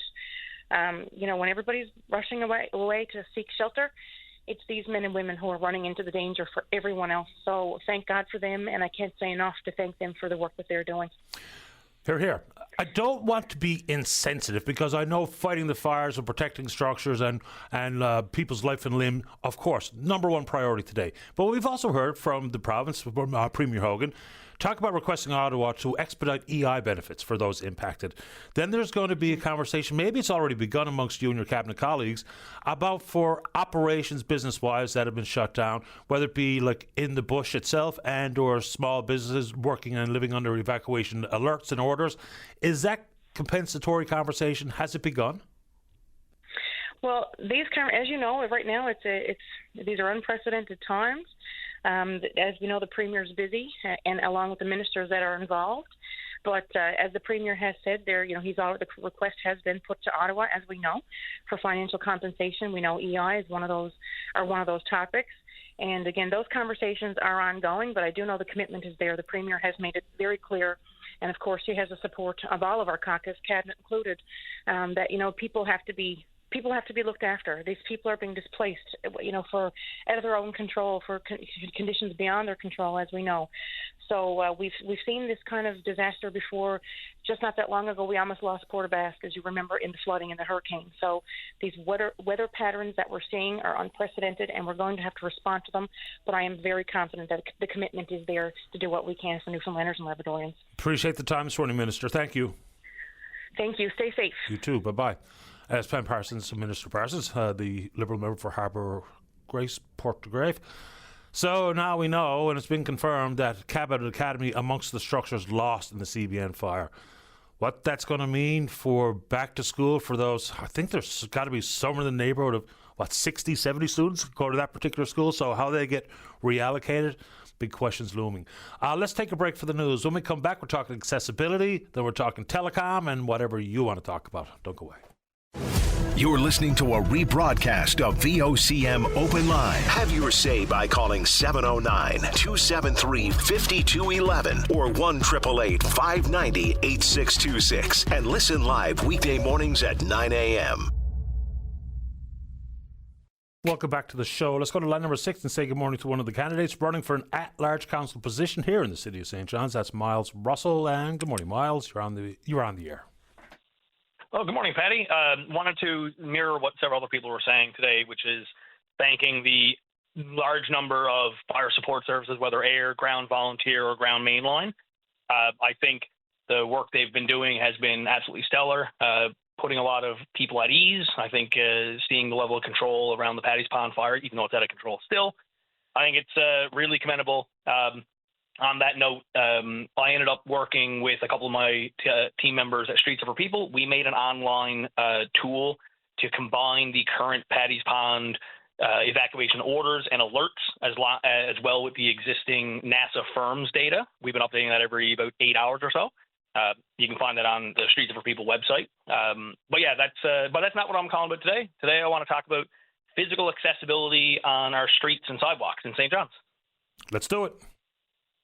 So I'll start with something a little interesting that a lot of people might not know. So technically, in the Service NL and Accessibility Act, concrete sidewalks are not accessible.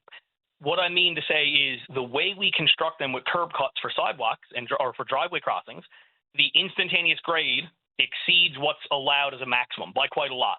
So, and this sounds a bit silly because, no one's going to really say, oh, a sidewalk is obviously we put it in, it must be accessible, but they are not. They do not meet what would be required for physical accessibility. Their concrete often creates trip hazards from frost heaving and fracturing. The curb cuts themselves are trip hazards for low visibility. They are issues to do with mobility devices themselves, whether it's something like a wheelchair or a mobility scooter. And these are not things that are really looked at. We've been using the same type of regulation for 70-something years, and we just keep using it. And that really has to change. Now, if I say this is not like this doesn't impact me directly. I'm able-bodied. But I work with a lot of advocates in the accessibility community. They're the ones who are working with me to talk about these kind of issues because we need to look at this from an engineering perspective on how the city is built. Because the city, as many people call in regularly on the show, in winter, a lot of people in our city get trapped. They don't have a way to get around, and I want to talk about some solutions we can have to that. Yeah, that's where I was hoping we were going to go, because we can identify problems, but we really need to bring forward some proposed solutions. Yeah. So one of the first things we can do is St. John's is already, on a good note, they've expanded minimum sidewalks to from 1.2 meters up to 1.5. So they used to be only 4 feet wide, now they're 5. However, if we go an extra foot wider, 1.8 meters or 6 feet, we can now pave them with asphalt. The reason I would prefer to use asphalt is it is a better surface in the winter for slip, trips, and falls. It has better traction adhesion. It also will be smoother by nature and generally doesn't have the same issues with cracking and fracturing.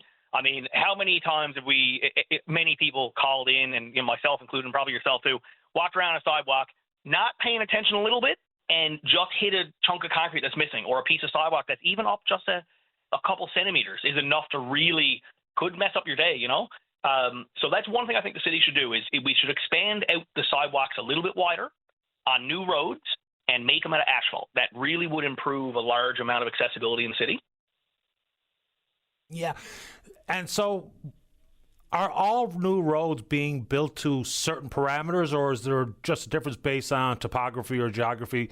Because I really don't know. Because I can go down one street in this city and barely be able to pass a car going in the other direction, or I can go down Ennis Avenue and can have 5 trucks wide.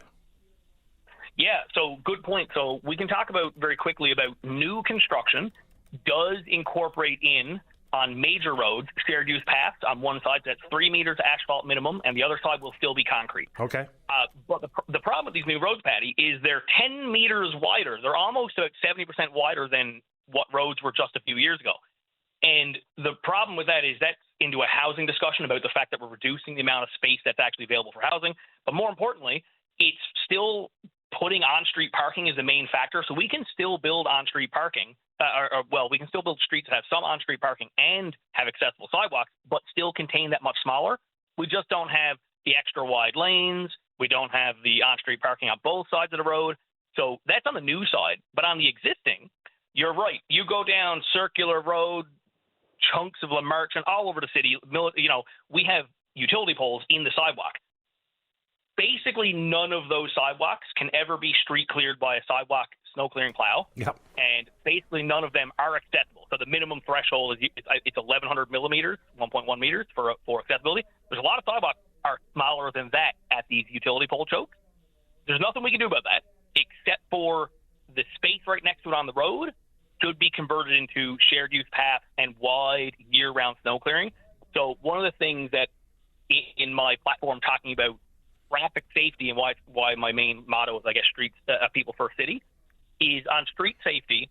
Downtown and a lot of parts of our city are dedicated so much to vehicle space. And we used to do one-way road networks like in Georgetown and parts of Rabbittown and that.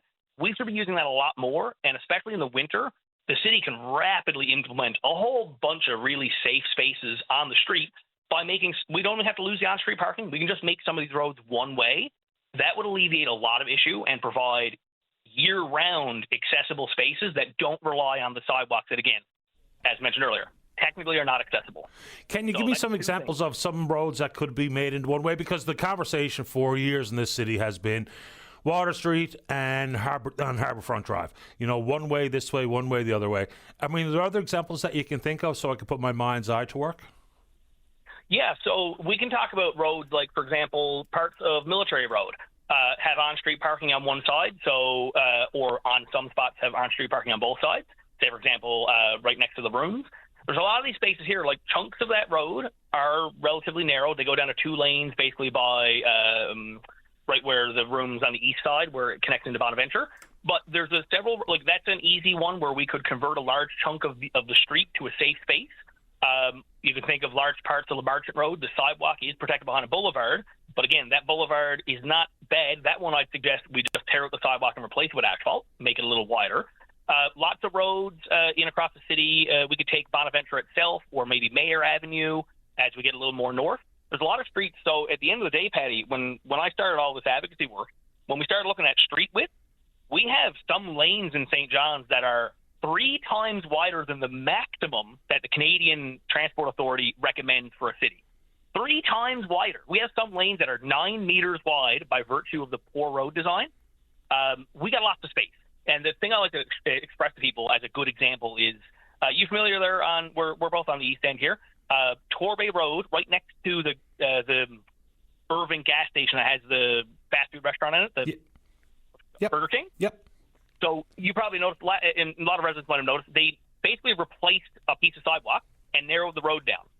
All of the lanes in that section are still at the maximum width. They could be narrowed down further, and it still wouldn't impact things like snow clearing, heavy traffic. So we have an immense amount of road capacity. And if we want to be real with ourselves, the only thing we have to make sure we have space for is a fire truck. So the reason I bring this up is, again, when I'm doing engineering design work with engineers and other technologists and that, when we try to ask questions about accessibility, it's not it ends up being, well, that's not our job, so let's not do it. And part of my frustration with my kind of career that, the environment I'm in is there's not enough questioning these things. Like up in Stavanger Drive, Patty, there's like 170 businesses on all the area, White Rose and all that. There's only 5 businesses connect their business to the actual sidewalk, which is absolutely wild. And, Now, go ahead, finish your thought. I'm sorry.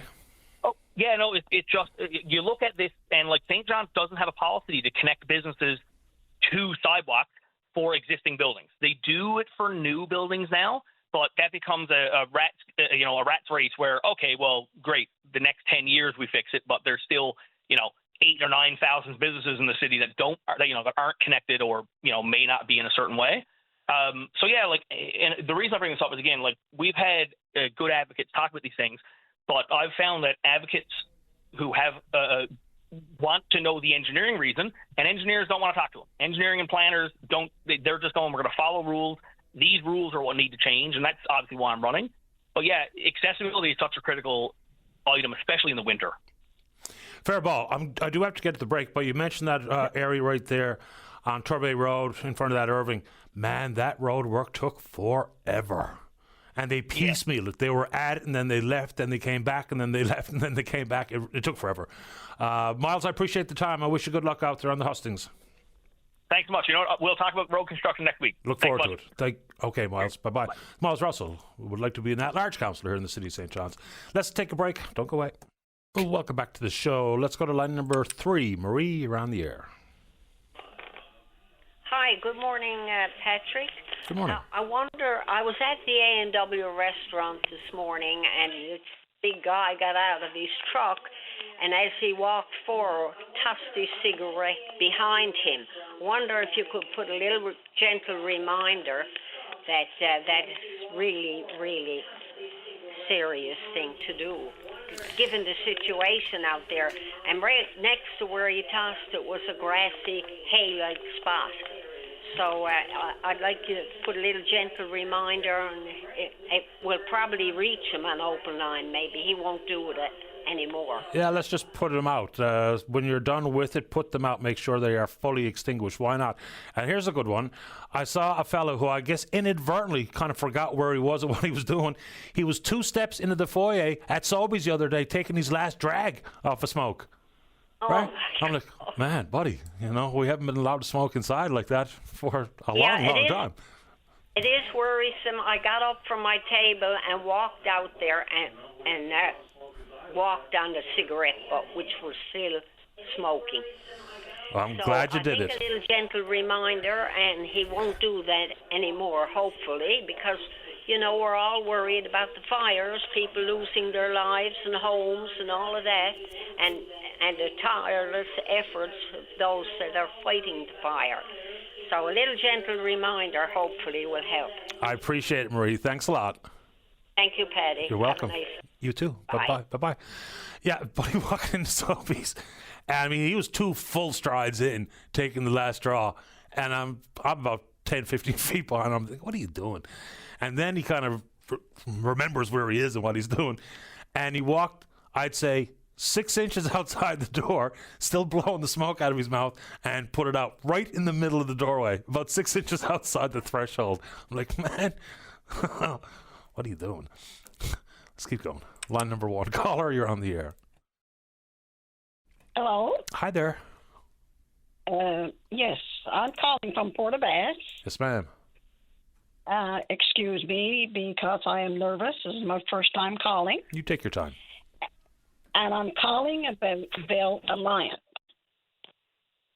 We're into a new apartment building with 7 apartments, and the building was done for the people that lost their home through Fiona.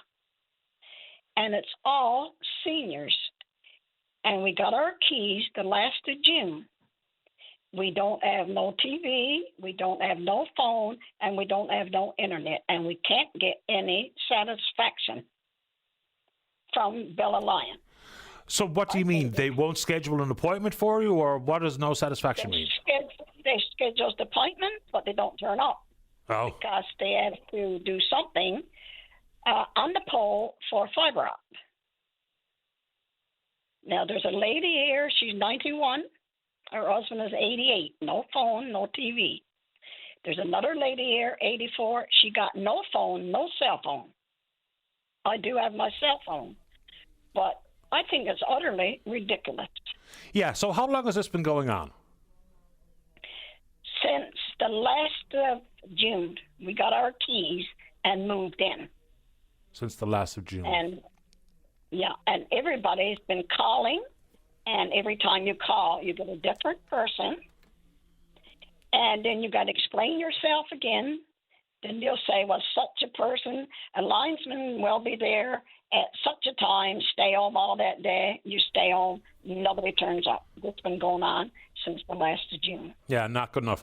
And that's an issue I think many people have with some service providers, regardless of what we're talking about.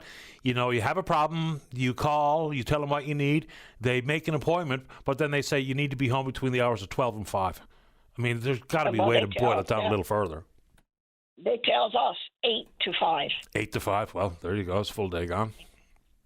So we don't know what else to do or where else to turn to town.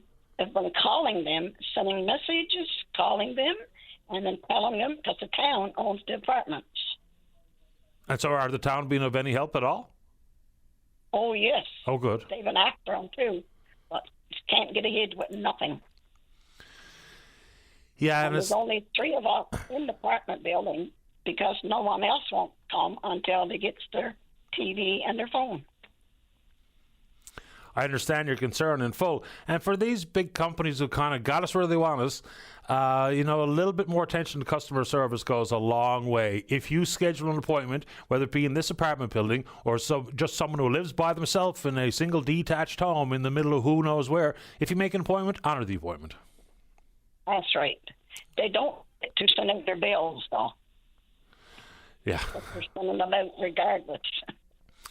That they do. I just said I would get on open line and see if that would smarten them up, but I doubt it.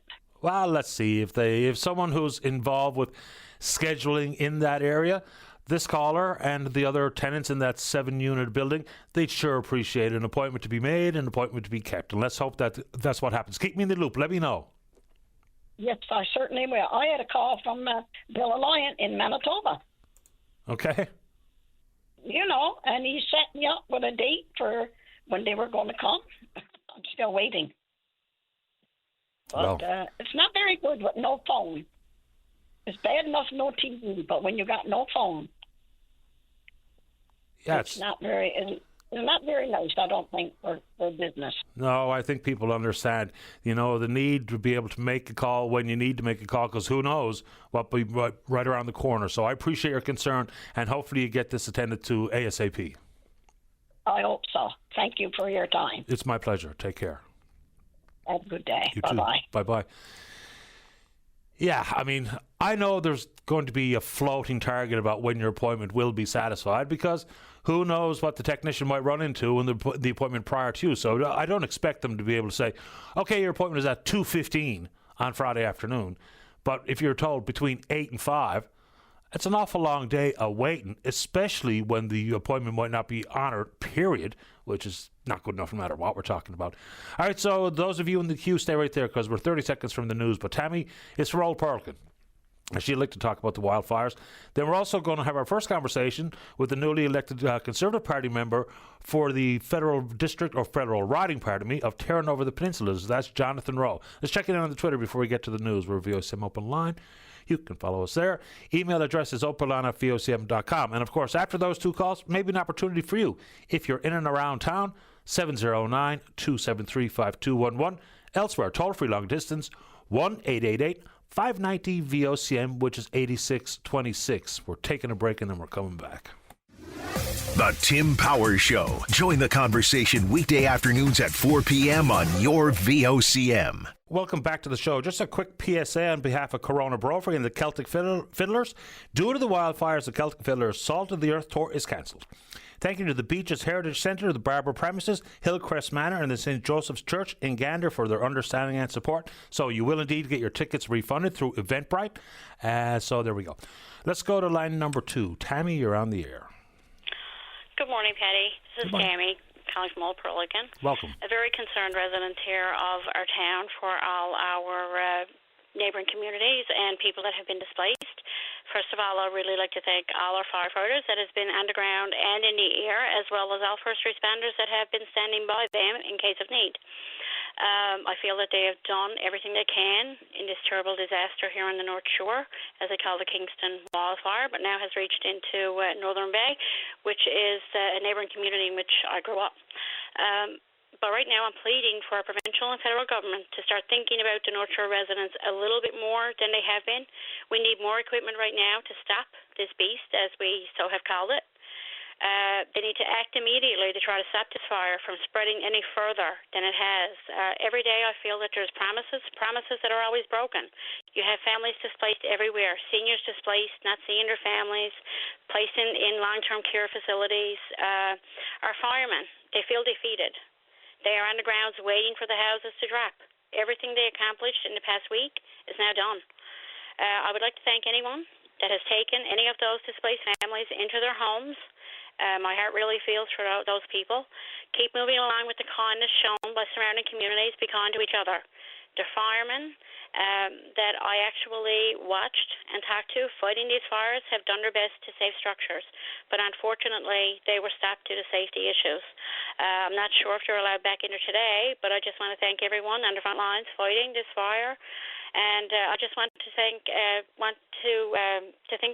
let the government about getting the fire out before we think about like disaster relief and stuff. Like, this fire is over 9,000 hectares. It's way too large for our area. And I think they need to look at the provincial emergency plan to be in place as in a time frame of when to contact federal government to access equipment from other provinces. I feel the call was a bit too late. Well, I think some of the delay in equipment coming from other provinces was, one, they needed it for their own wildfires. Two, there were some weather-related matters, but getting things particularly from Ontario. And, I think other provinces, and we've done this in the past with other provinces' wildfires as well, like Nova Scotia last summer comes to mind. The other provinces seem to be pretty collegial and willing to help and share equipment when and if possible. I don't know about the timing of requests for assistance, whether it be with water bombers or helicopters or whatever the case may be. But did you hear the press conference by chance here at 10:15 this morning? No, I didn't get a chance to listen to it there this morning. It was probably the most helpful one so far this week because they didn't just give updates about the size of the fire or what have you. They actually had someone belonging to fire operations that walked us through the decision making about how they deploy boots on the ground, how they deploy air resources, and the timeliness with which they react. So it kind of gave me a better understanding about some of the different criteria used for how and when they fight one fire or another. And, the approach they take to things like the Kingston fire, which is absolutely massive. So I don't know if we have that audio available, but I think you'll be able to find it on YouTube today if you're so inclined or interested, because it's the first real breakdown we had about fire operations, as opposed to just politicians giving us their updates, which I found very helpful, and you might as well. Perfect. I'll have to listen to it shortly. But yeah, I most of all, I want to thank everybody that's involved in this. From people taking people that have been displaced, kids, pets, families, moms, dads, nans, pops, everybody into their homes, and to the firefighters, frontline workers that have been standing next to the firefighters. I mean, as in police, the EMS, enforcement, everybody. I know that they're doing what they can. It's an excellent job, but I'm just thinking, as being really concerned, like everybody else is, I feel that we hope and we need and pray to get more equipment here. And I hope whatever is needed gets dispatched exactly where it's most needed at whatever time. Like he read this, his name was Craig. I didn't know if I called his last name first or last. But even talk about priority, about what needs to be protected first. First, the life and safety of the firefighters and the folks in the region. Then they talked about infrastructure. Then they talked about people's own personal homes and all the way down the line. And, of course, I'm not telling you what to do, but it might be a helpful breakdown because I thought it was beneficial to me because we hadn't heard that this week. We just basically got, bare bones updates about status of fire and whatnot, which is helpful, but it's not all the information that we need. So, Tammy, fingers crossed that, whether it be a drop of rain or a good downpour, and whatever else is required to get these fires under control and extinguished, whatever it takes, I hope it happens right away because it's been a very, very stressful week. It has. Anyway, that's it for me. Appreciate your time. Thanks for taking my call. My pleasure. Have a good day. You too. Bye-bye. Look, and since, for instance, we had the Mayor of Beta Verde on this morning, Gerard Murphy. And he was talking about the need to have more resources dispatched to the fire in and around his community. They call it the Kingston Fire, but of course 9 communities have been impacted. Then got some emails by saying, people have to stop being so selfish. Look, you can only imagine if where you live is on fire, then you'd like to see as many resources possible, fighting that fire. It's human nature. And I would think that Mayor Murphy, I can't speak for the man, I've never met him, but I would imagine the vast majority of people in the province are just hoping for a swift, positive outcome for all of the fires, whether it be with more resources from other province, whether it be with some hopeful rain. Some rain is falling today in different parts of the province, which is obviously extremely helpful. So, to me, it doesn't really sound selfish if someone living in and around a fire would like to see that fire put out. That's about all. Let's go to line number 5 and say good morning to The Conservative Member of Parliament for Terra Nova the Peninsulas, after a long, drawn-out recount, Jonathan Rowe came out on top, and he joins us on 5. Jonathan, you're on the air. Good morning, Pat. Good morning, Patty. 'Tis morning still. It's morning, but sometimes not a good one for everyone, as you know. And in our district, it's tough times for everybody. And I'm a Conservative member of Parliament, and my district is everything north of Salmon Cove up to Bay de Verde and down the other side of the shore. And I mean, it's tough times in that neighborhood. And I've been on the ground a few times in Carbonear and Victoria, and it's heartbreaking. It's stressful for everyone involved, and it's heartbreaking. But I just wanted to get on and give a big shout out to all the volunteers at the evacuation center in Carbonear. I mean, I've been there, and I was in the Victoria one when people were evacuating there and in Carbonear, and it's just people are really putting their heart and soul in this. I was even talking to one volunteer who's given up her vacation to Italy to stay and support the people and deal, and help everyone with, whether it's seniors, young people, families, pets, people with complex needs. It's quite the place. You've got lots of volunteers. Salvation Army is there as well, offering physical and spiritual help, which is obviously needed in these difficult times. So I just wanted to give a huge shout out to them, and and to the firefighters as well, and all the emergency responders and rescue crew out there. It's really good to see that, seeing neighbors, helping neighbors, and even, people affected by these fires, people that lost their homes, still out volunteering and helping other people in the community. I mean, it's a true testament to Newfoundland and Labrador's hospitality, making sure that we pull together. And I just want to give a huge shout out and thank you, a round of applause to all the people contributing to that. And all the people also, like Riley Balsam and Jeremy Howell, who've been keeping me informed on days that I haven't been there, and I'm looking forward to getting out there soon. Jonathan, just look, I think everyone echoes your sentiments. Lots of good people out there, no question. I've heard some members of your party criticising the federal government's response to things like wildfires in different parts of the country. I'm not entirely sure I really fully understood the criticism. I mean, the opposition party plays a critical role, no doubt about it. Asking questions, holding government to account, we need it. But insofar as wildfires go, and we know provincial jurisdiction, and most Conservative members don't want federal overreach into provincial authority, so what exactly do you think the federal government is not doing versus what they should be doing on wildfires? The thing about it, Patty, is that I'm calling in. I'm trying to avoid the politics. I'm calling in to give my thanks to everyone. But seeing you brought it up, I will answer. I mean, you've got a problem, a reoccurring problem every year across the country with wildfires. And us as humans are always fighting nature, and we are always trying to come up with better solutions and better ways to fill these needs and to fight fires or fight any natural fight any natural disaster that may happen. And we've got a lot of resources, and I think what us as a Conservative Party doing is doing exactly what you said, of saying, hey, look, how can we improve what we're doing? We feel it's not enough, and we want to make sure that we're helping the current government go towards having long-term solutions and more resources to be able to fight these fires in the future. Yeah, and I'm curious what that's going to look like too, because what we're seeing is going to be the same or worse every summer into the future. It just certainly feels that way, given a variety of factors. And I don't know if anyone has a real strategic plan to manage 370 million hectares of boreal forest in Canada. And you know what strategies might be with suppression, whether it be water bombers or otherwise. But I guess we'll wait for the fires to be put out and get this in our rearview mirror before we dig too far into it. I appreciate the time this morning, Jonathan. We'll have you back on the heels of this to talk about some other matters. All right. Thank you for having me on today. You're welcome. Bye-bye. Jonathan Rowe, the CPC member for Terra Nova the Peninsulas. Final break of the morning and the week. Don't go away. Welcome back to the show. Let us go. Line number 1, Brenda, you're on the air. Yep, I'm here. Good. Go right ahead. Yes, I'm calling about the lady in Port of Ask, Bell Alliance. Mm-hmm. She was worried about not getting her service. Now, I'm retired from Bell Alliance as a regional manager, and I can't believe she's going through that experience.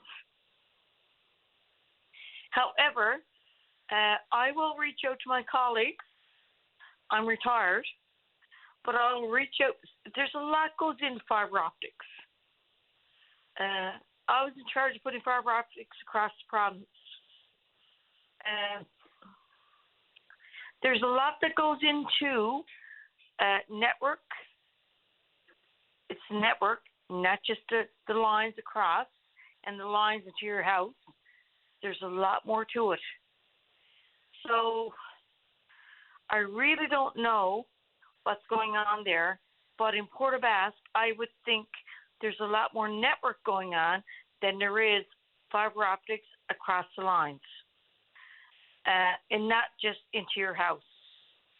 So Port aux Basques is suffering. Yeah, I get it. However, people have to realize that we have technicians. We have them in the field. We have them on the poles. We have them in a network capacity. We have them, in dispatch. And when she's calling in, she's getting people who are just giving her whatever they tell her the due date is. Yeah. Not acceptable. I think the primary concern, and I can't speak for the lady, but it's the fact that, not only been dragging on since the end of June, but appointments that have been made and no one shows up. Sometimes we realize that it might take a while to get one thing or another done, but if a big telecom company or any other company sets an appointment with you, tells you to stay home from 8 to 5 on one day or another, they do exactly that and nobody shows up. That's the biggest part of the problem, I believe. Oh, it is a huge problem. It's a huge problem. And I think that poor lady, I can't believe that so she's calling in and she's getting these different people who are looking up and telling her, oh, that's the date, that's the date, that's the date.